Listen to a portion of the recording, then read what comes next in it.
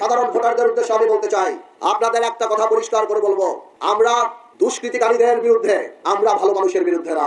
নির্বাচনী প্রচারে সারা দেশ চষে বেড়াচ্ছেন তারেক রহমান। যেখানেই যাচ্ছেন সেখানেই পাচ্ছেন বিপুল সাড়া। দেশের প্রশাসন থেকে শুরু করে সাধারণ বিএনপির চেয়ারম্যানের চেয়ারে বসাটা এখন সময়ের ব্যাপার মাত্র।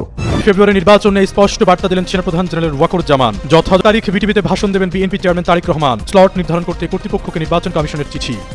আওয়ামী লীগ নেতারা বাংলাদেশে রাজনৈতিকভাবে পুনরায় সক্রিয় হওয়ার পরিকল্পনা করছে, এমন তথ্য উঠে এসেছে। দেশ ছাড়ার পর দলটির শীর্ষ ও মধ্যম সারির কয়েকজন নেতা কলকাতা সহ এর আশেপাশের এলাকায় অবস্থান করে নিজেদের মধ্যে যোগাযোগ বজায় রাখছে এবং ভবিষ্যৎ রাজনৈতিক কৌশল নিয়েও আলোচনা করছে তারা।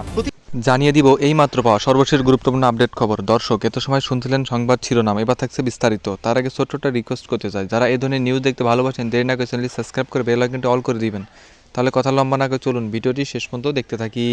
ঠিক হঠাৎ করে বঙ্গভবনে দলে বলে তারা কার সঙ্গে আলাপ করতে রওনা হলেন? মানে বঙ্গভবনে যে তারা প্রতিবাদ জানাতে গেলেন, এটা কি প্রতিবাদ নাকি তারা ভয় দেখাতে গেলেন? জামায়াতে ইসলামীর আমির ডাক্তার শফিকুর রহমানের ভেরিফাইড টুইটার বা এক্স হ্যান্ডেল থেকে কর্মজীবী নারীদের নিয়ে একটা পোস্ট হয়ে যাওয়ার পর, সেই পোস্ট নিয়ে যখন এখনো বিতর্কে তুঙ্গে, তখন সেই পোস্টটি হ্যাকিংয়ের মাধ্যমে করবার প্রতিবাদ জানাতে জামায়াতে ইসলামী দলবল নিয়ে, দলে বলে প্রতিনিধি দল নিয়ে বঙ্গভবনে গিয়ে হাজির হয়েছে। কারণ জামায়াতে ইসলামী বেশ একটা চাঞ্চল্যকর দাবি রোববার থেকেই করে আসছে। শনিবার ওই অ্যাকাউন্টটি হ্যাক হওয়ার পর শনিবার রাতে তারা গোয়েন্দা পুলিশ ডিবিকে গিয়ে এ বিষয়ে একটা জিডি করে, অভিযোগ দায়ের করে এবং তারা বলে যে জামায়াতে ইসলামীর আমির ডাক্তার শফিকুর রহমান যে পোস্টটি করেছেন তার এক্স হ্যান্ডেল থেকে, সেটা তার করা নয়, বরং জামায়াতে ইসলামীর আমিরের অ্যাকাউন্টটি বঙ্গভবনের, মানে রাষ্ট্রপতি চুপ্পুর ভবনের একটা ইমেইল অ্যাড্রেস থেকে হ্যাকিংয়ের মাধ্যমে করা হয়েছে। এরপরেও এখন পর্যন্ত সরকারের উচ্চ পর্যায়ে কিংবা গোয়েন্দা পুলিশ যাদের কাছে গিয়ে অভিযোগ জানানো হলো, তাদের কারো তরফে এটা নিশ্চিত করা হয় নাই যে সত্যি বঙ্গভবন থেকে বসে জামায়াতের আমিরের বিরুদ্ধে একটা চক্রান্ত সাজানো হয়েছে এবং বঙ্গভবনে রাষ্ট্রপতি চুপ্পুর, তার মানে এমন একটা ফ্যাসিবাদী গোষ্ঠী সেখানে এখনো কাজ করছে যারা জামায়াতের আমিরের বিরুদ্ধে এমন একটা সাইবার চক্রান্ত সাজাতে পারলো। আবার জামায়াতে ইসলামী বলে আসছিল রোববার থেকেই যে এই চক্রান্তটি করেছে একটা বিশেষ দল নির্বাচনে সুবিধা করবার জন্য এবং জামায়াতের আমিরকে একটা বিতর্কের মুখে ফেলবার জন্য। তো নির্বাচনে আওয়ামী লীগ নাই, নির্বাচনে প্রেসিডেন্ট চুপ্পুর দলও নাই, তাহলে নির্বাচনে ঠিক কোন দল সুবিধা নিতে এ কাজ করলো? বিএনপি।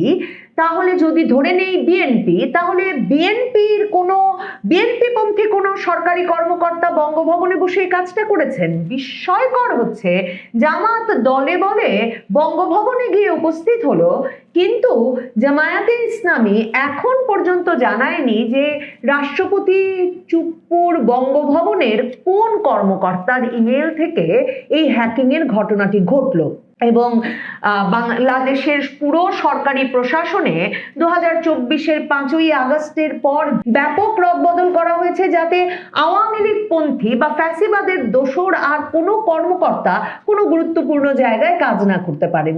সেখানে কি করে বঙ্গভবনের ভেতরে এমন কোনো কর্মকর্তা কাজ করছেন যিনি তার ইমেল ব্যবহার করে জামায়াতে ইসলামীর আমির ডাক্তার শফিকুর রহমানের এক্স হ্যান্ডেল বা টুইটার হ্যান্ডেল হ্যাক করে ফেলে এমন একটা স্ট্যাটাস দিতে পারলেন? শনিবার রাতে একটা স্ট্যাটাস প্রকাশিত হয়ে গিয়েছিল ডাক্তার শফিকুর রহমানের এক্স হ্যান্ডেল থেকে, যেখানে আল জাজিরার সাক্ষাৎকারে ডাক্তার শফিকুর রহমান তাদের দল জামায়াতে ইসলামীর প্রধান পদে বা আমির পদে কখনো কোনো নারী আসতে পারবেন না, নারীর জন্য আলাদা কাজ নির্ধারিত আছে, পুরুষের জন্য আলাদা কাজ নির্ধারিত আছে, এই সব মন্তব্য করে এক রকমের বিতর্ক উস্কে দেওয়ার পর শনিবার আবার তারই এক্স হ্যান্ডেল থেকে এমন একটা পোস্ট হয়ে যায় কর্মজীবী নারীদের নিয়ে, যেখানে বলেন তিনি, মানে তিনি নন, মানে তার নামে পোস্ট হয় যেখানে বলা হয় যে কর্মজীবী আমরা বিশ্বাস করি যে যখন মহিলাদের আধুনিকতার নামে ঘর থেকে বের করা হয় তখন তারা শোষণ, নৈতিক অবক্ষয় এবং নিরাপত্তাহীনতার মুখোমুখি হয়, তখন এটি অন্য কিছু নয় বরং অন্য রূপে পতিতাবৃত্তির মতোই। এবং সেটা শুরুই হয় এই ইংরেজিতে লেখা এই এক্স হ্যান্ডেলের পোস্টটি শফিকুর রহমানের অ্যাকাউন্ট থেকে শুরুই হয় এটা বলে যে নারীর প্রশ্নে জামায়াতের অবস্থান বিভ্রান্তিকর বা অনুশোচনামূলক নয়, এটা নীতিগত। আমরা মনে করি না নারীদের নেতৃত্বে আসা উচিত, জামায়াতে এটা অসম্ভব, আল্লাহ এটা অনুমোদন করেন না। মুহূর্তের মধ্যেই তখন সামাজিক মাধ্যমে ওই এক্স হ্যান্ডেলের পোস্ট ছড়িয়ে পড়ে, তীব্র সমালোচনা শুরু হয়। তারপর মধ্যরাতে গিয়ে জানায় যে শফিকুর রহমানের এক্স অ্যাকাউন্ট হ্যাক হয়েছিল। শনিবার রাত 12:40 জামায়াতে ইসলামীর ভেরিফাইড পাতায় সংবাদ বিজ্ঞপ্তিতে জামায়াতে ইসলামী জানায় যে সমন্বিত পদ্ধতি ব্যবহার করে হামলাকারীরা সাময়িকভাবে আমিরে জামায়াতের এক্স অ্যাকাউন্টের নিয়ন্ত্রণ নেয়, তারপর দ্রুত পদক্ষেপ এবং বিদ্যমান নিরাপত্তা ব্যবস্থার মাধ্যমে আমাদের সাইবার টিম অল্প সময়ের মধ্যেই নিয়ন্ত্রণ ফিরে পেতে সক্ষম হয়। মানে বিকালবেলা ওই পোস্টটি দেওয়া হয়, আর ওই পোস্টটি নিয়ে মধ্যরাতে গিয়ে কিন্তু জামায়াতে ইসলামী প্রতিক্রিয়া জানায় এবং ওই প্রতিক্রিয়াতেও বঙ্গভবনের নাম উল্লেখ করে না, কিন্তু রোববার এসে জামায়াতে ইসলামী অভিযোগ করে যে বঙ্গভবনে একটা ইমেল অ্যাড্রেস ব্যবহার করে এমন একটি ঘটনা ঘটেছে। এটা তো একটা রাষ্ট্রীয়ভাবে নিরাপত্তার জন্য সংকটজনক বিষয়, একটা স্পর্শকাতর বিষয়। কি করে সরকার বাংলাদেশের প্রধানতম দল জামায়াতে ইসলামী আগামী নির্বাচনে সেই দলের আমিরের বিরুদ্ধে সাইবার চক্রান্ত চলছে রাষ্ট্রপতির দপ্তর থেকে, এই বিষয়টি নিয়ে কি করে মুখ খুলছে না বাংলাদেশ সরকার। অন্যদিকে দেখেন এই যে দলে বলে জামায়াতে ইসলামী চাইলো আর প্রতিবাদ জানাতে বঙ্গভবনে গিয়ে হাজির হলো, রাষ্ট্রপতি শাহাবুদ্দিন চুপ্পু এই ডিসেম্বর মাসে রয়টার্সে হোয়াটসঅ্যাপ বার্তার মাধ্যমে একটা ইন্টারভিউ দিয়ে বলেছিলেন যে এই সরকার তাকে এমন অপমান করছেন যে তিনি ফেব্রুয়ারির পরে আর দায়িত্বে থাকতে চান না। এবং তিনি তখন বলেন যে এই অপমানের একটা মানে নমুনা হচ্ছে যে তার যে দপ্তর, তার যে প্রেস অফিস, সেগুলো পর্যন্ত এই সরকার সরিয়ে নিয়েছে। তার মানে রাষ্ট্রপতির কিন্তু বঙ্গভবনে কোনো সেরকম দপ্তর বা আনুষ্ঠানিক যে ধরনের একটা দপ্তর পরিচালিত হওয়ার কথা সেই বিষয়গুলো কিন্তু আর নাই। সেই অবস্থায় ঠিক কার সঙ্গে দেখা করতে জামায়াতে ইসলামী রওনা হয়েছে? বঙ্গভবনের উদ্দেশ্যে, নাকি জামায়াতে ইসলামী এই সুযোগে আসলে রাষ্ট্রপতি চুপ্পুর সঙ্গে আলাপটা সেরে আসতে চায় যে ঠিক কিভাবে রাষ্ট্রপতি চুপ্পু 12 ফেব্রুয়ারির পর ক্ষমতা থেকে সরে যাবার কথা ভাবছেন। জুলাই সনদ যখন পাশ হয়ে যাবে তখন রাষ্ট্রপতি চুপ্পু ঠিক কিভাবে নামবেন, রাষ্ট্রপতি চুপ্পুর জায়গায় আরেকজন যিনি বঙ্গভবনে ঢুকবেন, সেটা যদি ডক্টর ইউনূস হন কিংবা জামায়াতে ইসলামীর মাথায় যদি অন্য কেউ থাকেন, সেটা কি করে রাষ্ট্রপতি চুপ্পু করতে পারেন সে বিষয়ে আলাপ করতে জামায়াতে ইসলামী গেল সেখানে। নাকি রাষ্ট্রপতি চুপ্পু যদিও রয়টার্সের সঙ্গে সাক্ষাৎকারে বলেছিলেন যে সেনাপ্রধান ওয়াকারুজ্জামান কোনোভাবে সেনাবাহিনীকে ক্ষমতার কেন্দ্রে আনতে চান না বা ক্ষমতাকে দীর্ঘায়িত করতে চান না, তারা ব্যারাকে ফিরে যেতে চান, কিন্তু ওই যে বঙ্গভবনে রাষ্ট্রপতি শাহাবুদ্দিন চুপ্পু আর সেনাপ্রধান ওয়াকারুজ্জামান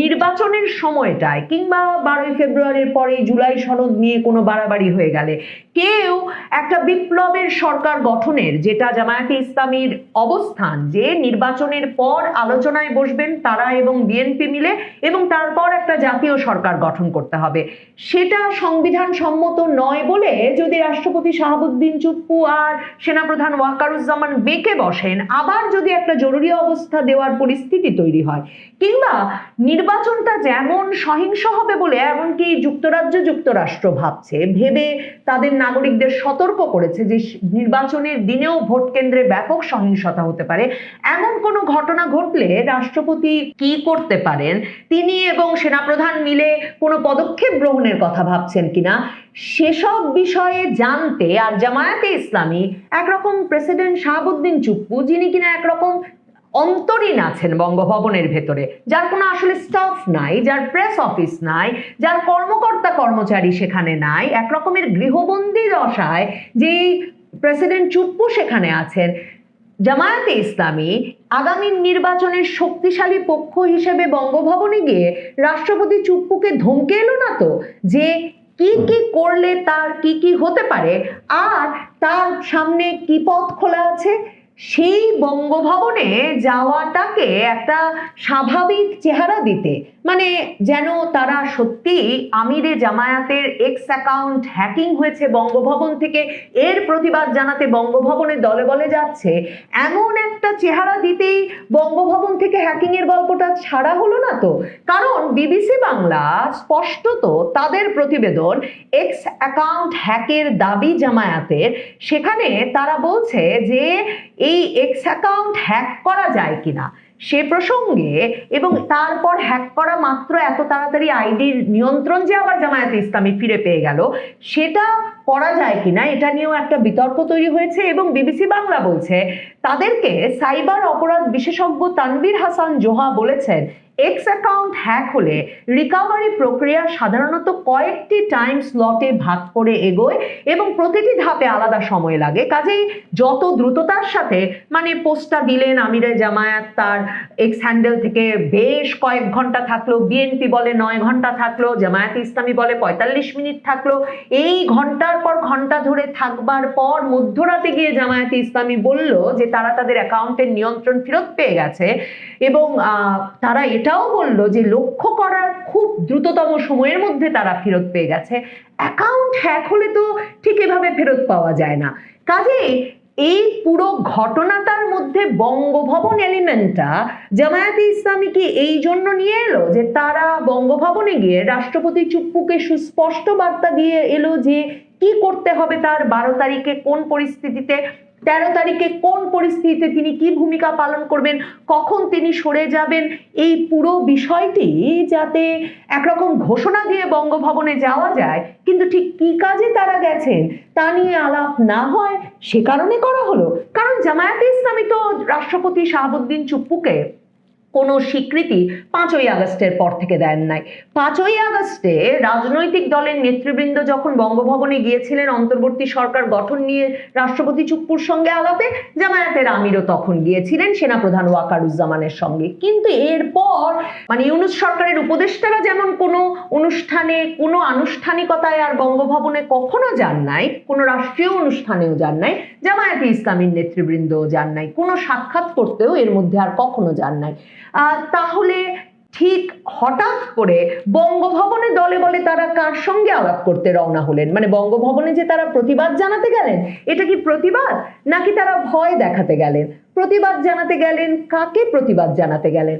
সরকারকে কেন তারা জিজ্ঞেস করছেন না বঙ্গভবনের কোন কর্মকর্তা এ কাজে জড়িত ছিলেন তা এক্ষুনি অনুসন্ধান করে বের করতে হবে, এবং সরকারের একটি এত গুরুত্বপূর্ণ দফতর থেকে এমন চক্রান্ত ঘটে যেতে পারলো তার রহস্য উন্মোচন করতে হবে, এমন কোনো দাবি তো জোরালোভাবে জামায়াতে ইসলামীর মুখ থেকে শুনছি না।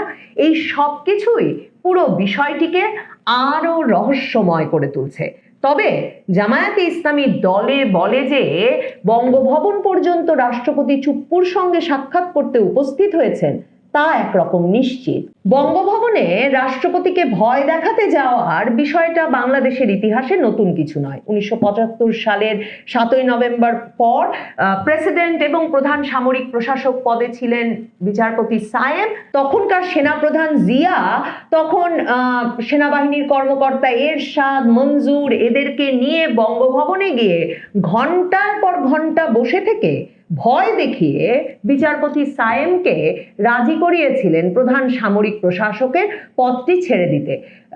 লেখক গবেষক মহিউদ্দিন আহমেদের বিএনপি সময় অসময় বইয়ে সেটা বিস্তারিত বর্ণনা আছে। আবার দেখুন 11 সরকার গঠনের সময় মইনুল আহমেদ তার নিজের আত্মজীবনীতেই লিখেছেন যে তারা দুপুর 2:30টায় তিনি সেনা গোয়েন্দা কর্মকর্তাদের সহ গিয়ে হাজির হয়েছিলেন প্রেসিডেন্ট ইয়াজউদ্দিন আহমেদের বঙ্গভবনে, এবং তারপর 6টার সময় তাকে এই কথা রাজি করিয়ে বের হয়ে আসেন যে তিনি প্রধান উপদেষ্টার পদ থেকে পদত্যাগ করবেন, উপদেষ্টা পরিষদ ভেঙে দেবেন এবং বাংলাদেশে জরুরি অবস্থা জারি করবেন। কাজেই বঙ্গভবনে ঢুকে রাষ্ট্রপতিকে চেপে ধরলে যে কোনো লক্ষ্যই যে হাসিল করা যায় তার অনেক অনেক উদাহরণ আছে বাংলাদেশের ইতিহাসের পাতায়। প্রিয় দেশবাসী, আপনারা যে যেখান থেকে ভিডিওটি শুরু থেকে শেষটা আমাদের দেখছেন, আপনাদের সকলকে জানাই অসংখ্য ধন্যবাদ। যদি ভিডিওটি ভালো লেগে থাকে অবশ্যই সবার কাছে শেয়ার করে দিবেন। তাহলে সবাই সুস্থ থাকবেন, ভালো থাকবেন। পরবর্তী কোনো নিউজে দেখা হবে। আসসালামু আলাইকুম।